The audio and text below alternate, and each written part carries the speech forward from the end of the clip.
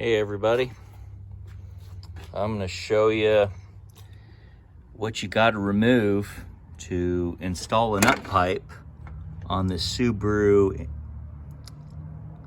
Outback Turbo. Here's the turbocharger. You got to remove the inlet that goes to this point. You got to get the intake manifold out of the way. You don't have to totally remove it, but you know, you can keep your fuel lines connected, but you just kind of get it kind of cockeyed a little bit. Just kind of move it to the side out of the way so you can put your intake back onto your turbocharger. And you remove your downpipe so you can access the turbo bolts, which is 1, 2, and 3. Those are the 3 turbo bolts.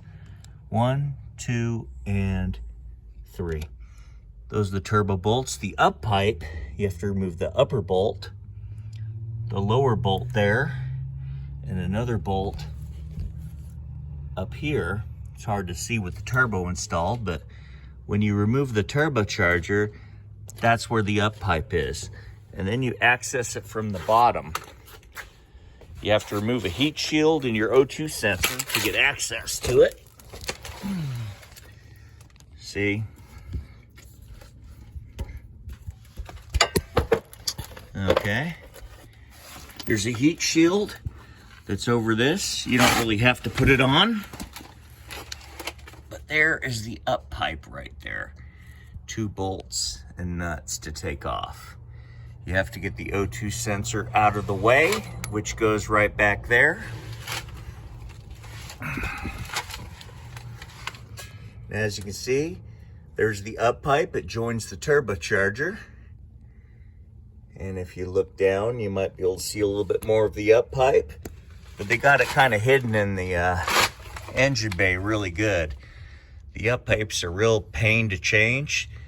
The easiest way, which there is no easy way, is to remove the turbocharger first.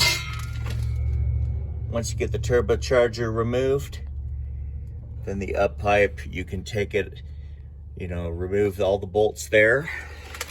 Then remove those 2 bolts there and pull it up. Pull it up through where the turbo was, install the new one, and then bolt it back in.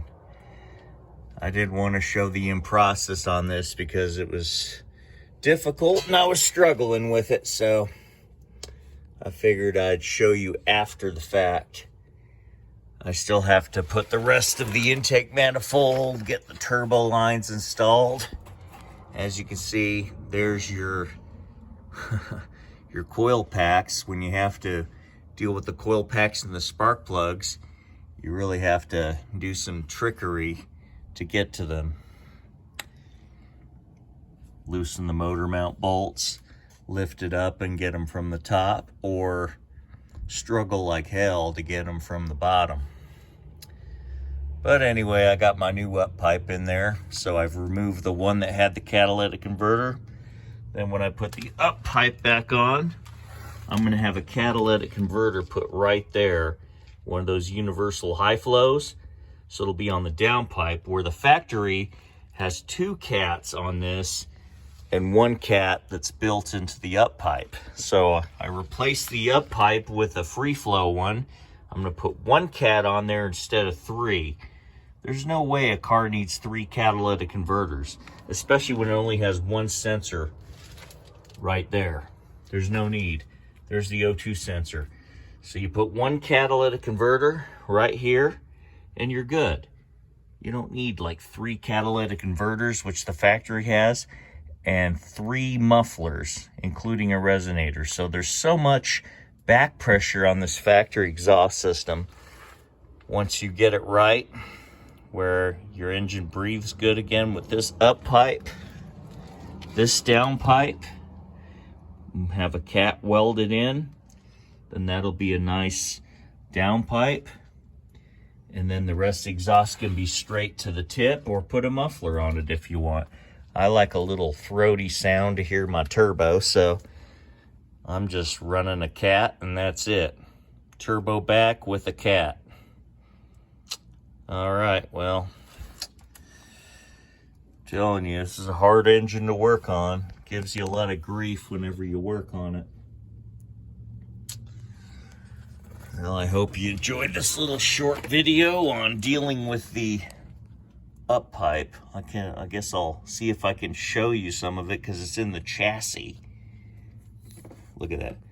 There's the flange on the up pipe, and as you can see, it goes all the way up to the turbocharger.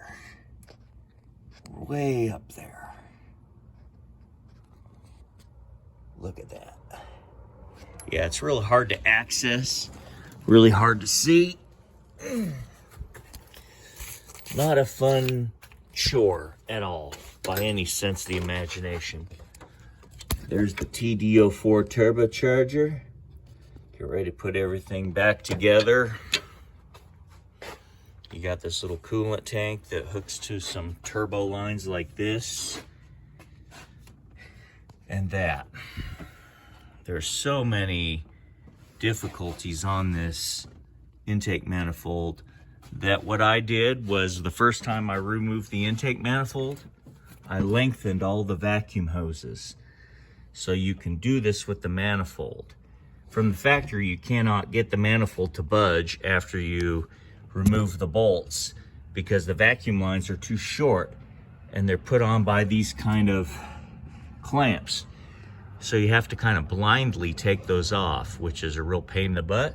So my solution, make your vacuum lines nice and long so everything works out easier. That's where your intercooler goes on this side, and that's the throttle body where the other side of the intercooler goes. This is a TD04 turbocharger. There's the oil inlet, the oil return. You can't even see it because it's in a really tough spot. You have to get a longer oil drain hose in order to seat it just right, because you're blindly putting the turbocharger back on. You cannot see where your oil return goes. I've messed that up 3 times already where I didn't line it up right. Had oil leaks when I started. So you have to have a longer oil return hose, line it up with both sides, and then push the turbo down to the flanges. So working on these Subaru Outbacks is not something I recommend anybody to do. If you can afford it, go to a shop, have them do it, because doing your own thing is such a pain in the butt on these Subarus. I made myself some workarounds, so you also got to make sure these gaskets are in there too. You know, these little O-ring gaskets on both sides, because they seat to these so you don't get any intake vacuum leaks.